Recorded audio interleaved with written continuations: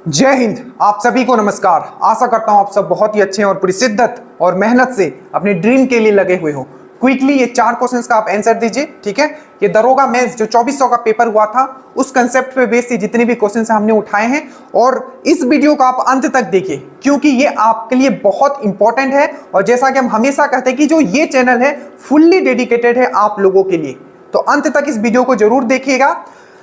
चलिए, और कभी भी हम वीडियो इसलिए नहीं बनाते हैं कि आपका टाइम वेस्ट हो। आप हमेशा कुछ चीज नया सीखोगे और आपके लाइफ में एक जो ऐड होता है, एक पॉजिटिव वैल्यू ऐड होने वाला है। इसीलिए हम आपके किसी भी वीडियो पे हम कभी ऐड नहीं लगाते हैं, इस बात को आप ध्यान रखिएगा। और कुछ लोग जो कमेंट करते हैं कि सर आप व्यूज के लिए, व्यूज से पैसा नहीं आता है, ऐड से पैसा आता है। जब आप चैनल किसी का भी आप ऑन करते हो तो अगर उस पर ऐड चलता है उससे पैसा आता है, व्यूज से पैसा नहीं आता। आप ये समझो, ठीक है। तो अगेन जल्दी से इस 4 क्वेश्चन का देखिए। सबसे पहला है हाउ मेनी एटीपी, ठीक है। श्वसन, जो श्वसन क्रिया होती है के दौरान कितने एटीपी मॉलिक्यूल जो है प्रोड्यूस होते हैं, 36, 38, 2 और नन। इसको कमेंट कीजिए, क्वेश्चन नंबर 1। दूसरा, ये डायरेक्टली मेंस में आया हुआ पेपर है। क्वेश्चन है कि क्रेब्स साइकिल जो होता है ये कहां होता है, माइटोकॉन्ड्रिया, साइटोप्लाज्म, ठीक है। आपको साइटोप्लाज्म जो होता है आपको कोशिका द्रव्य, और लाइसोसोम और न्यूक्लियस, ठीक है। ये 2 क्वेश्चन है, आप जल्दी से कमेंट कीजिए। नेक्स्ट 2 क्वेश्चन ये है कि ग्लाइकोलाइसिस जो होता है आपका कहां होता है, ठीक है। कोशिका द्रव्य में होता है, क्लोरोप्लास्ट में होता है, राइबोसोम में होता है, माइटोकॉन्ड्रिया में होता है। और जो ग्लाइकोलाइसिस है बेसिकली किसका पार्ट है? क्या ये सिर्फ एनाएरोबिक रेस्पिरेशन का पार्ट है? क्या ये क्रेब्स साइकिल का पार्ट है? क्या ये ओनली एरोबिक रेस्पिरेशन का पार्ट है, या श्वसन और अश्वसन, दैट मींस एरोबिक और एनएरोबिक दोनों का पार्ट है? तो ये 4 क्वेश्चंस हैं, 4 सबके ऑप्शन से आप जल्दी से मुझे कमेंट करके इसका आंसर आप बताइए, ठीक है। अब जो सबसे मोस्ट इंपॉर्टेंट बात आता है कि सर अगर दरोगा, ठीक है, सितंबर में नहीं आया तो क्या ये अक्टूबर में आएगा? क्योंकि सितंबर मंथ स्टार्ट हो चुका है और आप लोग पूरी शिद्दत से लगे हुए हो, ठीक है। आप लोग लगे हुए हो और आप लोग पढ़ रहे हो। अगर आप नहीं पढ़ रहे हो तो ये आपका बहुत बड़ा मिस्टेक होने वाला है, क्योंकि इस बार कटअप बहुत हाई रहेगा। तो आप, जैसा कि हम हमेशा आपको कहते हैं कि एक स्टूडेंट जो होता है एज ए वॉरियर होता है। वॉरियर अगर जंग में उसको जीतना है तो उसको हर दिन मेहनत करना पड़ेगा, याद रखिएगा। अब 1-2 चीज बातें मैं और आपको बता दूं। सबसे पहले एक चीज मैं बता देता हूं आपको, देखिए ये चैनल को आप सब्सक्राइब आप जरूर करें। हर एक सब्सक्राइब से, हर एक लाइक से हमारा मोटिवेशन बढ़ता है, ठीक है।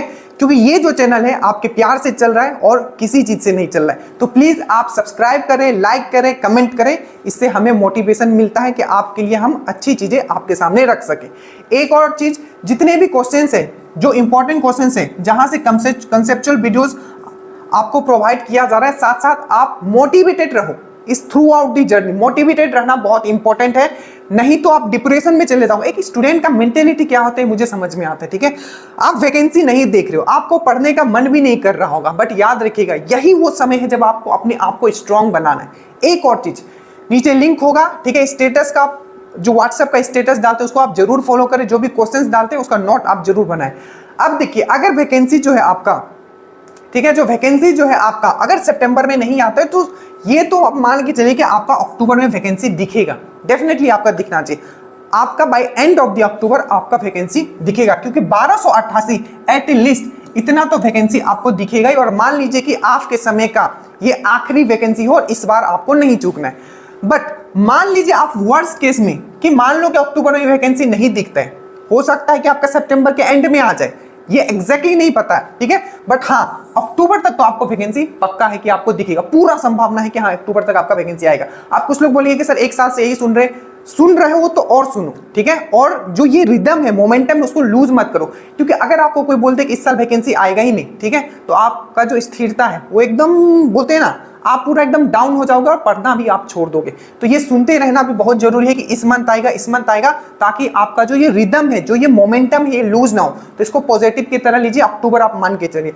दूसरा चीज, मान लीजिए वो अक्टूबर में नहीं आता है, आपको, मैंने आपको क्या बोला, आपका ये ड्रीम है कि मुझे दरोगा बनना है, आपका ये इमोशन है, ठीक है, कि आपको दरोगा बनना है, बट आपको घर भी चलाना है, ठीक है, आपका एज हो चुका है, आपको पैसे की जरूरत भी है। तो सबसे पहले ये भी देखिए कि मुझे कहीं सेटल भी हो जाना है। 10,000 प्लस वैकेंसी आने वाली है बीएसएससी में, हो सकता है कि सितंबर में आपको दिख भी जाए। तो आपको इस वैकेंसी पे भी पूरा नजर रखना है, क्योंकि इसमें 75 क्वेश्चन जो होंगे वो मैथ्स रीजनिंग के होंगे। और जैसा कि हमने हमेशा बताया कि अगर आपको दरोगा, अगर आपको निकालना है, अगर आप चाहते हो कि मेरिट में मैं आऊं, अगर आप चाहते हो कि मेरा एक बार में सिलेक्शन हो जाए, तब आपको जो मैथ्स एंड जो रीजनिंग है इस पे आपको बहुत कमांड होना। अब बहुत लोग बोलेंगे जो एसएससी से प्रिपेयर करके आए होते हैं जिन्होंने दरोगा इजी आता है, नहीं, ये उनके लिए इजी क्योंकि वो एसएससी से प्रिपेयर करके, आपके लिए इजी नहीं होगा।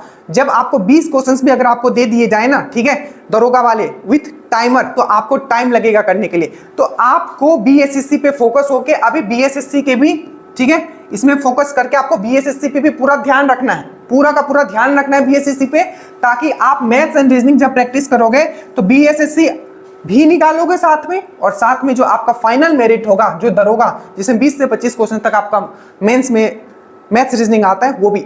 एक चीज आप हमेशा बोलोगे कि सर कितना पढ़े, वैकेंसी तो आ ही नहीं रहा है, तो मैं आपको कहूंगा, क्या कहूंगा, बस इतना कहूंगा आपको, स्टडी, STUDY, स्टडी। सर कितना स्टडी, उतना पढ़ते जाओ, उतना आपको पढ़ना है कि हर एक वैकेंसी आपका क्लियर हो। मान लीजिए दरोगा आपका इस मंथ नहीं आता है, अगले मंथ आता है, मान लीजिए बीएसएससी पहले आ गया, आप बीएसएससी में सिलेक्शन लो।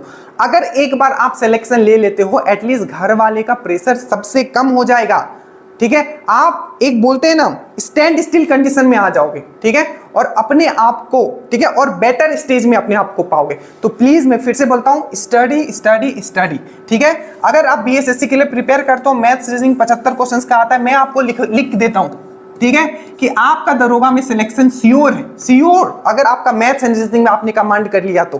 क्योंकि प्री में ज्यादा नहीं जाएगा, 75 भी आपका कटअप नहीं जाता है, 70 बहुत हो गया। अगर आप समझ लो कि बहुत पेपर इजी आ गया, तब 70 कटअप जाएगा, ठीक है। प्री का मैं बात करूं तो प्री तो आप निकालो, अगर आप एक डेडिकेटेड कैंडिडेट हो तो आपको बस इतना सोचना है कि सर मैं रेडी हूं, और मैं पढ़ रहा हूं, और मैं पढ़ रही हूं, और जो वैकेंसी अब आएगा मैं उस पर भी फोकस हूं, और मैथ्स एंड रीजनिंग को मैं साथ में लेके चलूंगा, और बीएसएससी भी निकालूंगा, और जो दरोगा है, जो मेरा फाइनल एम है, वो भी मैं क्लियर करूंगा। तो प्लीज इस बात को अपने दिमाग में रखिएगा, मोटिवेटेड रहिएगा, फोकस्ड रहिएगा, क्योंकि एक दिन तो सबको ही यहां से जाना है, पर जाने से पहले जो आपने ड्रीम देखा है उसको आपको पूरा करना है, और उसके लिए आपको पूरा मेहनत भी करना है। तो स्टडी वेल, स्टडी हार्ड, और वो जो 4 क्वेश्चंस मैंने आपको बताए हैं, इसका शाम को हम एनालिसिस भी करेंगे, इसका पूरा टॉपिक का, इसके कंसेप्चों का।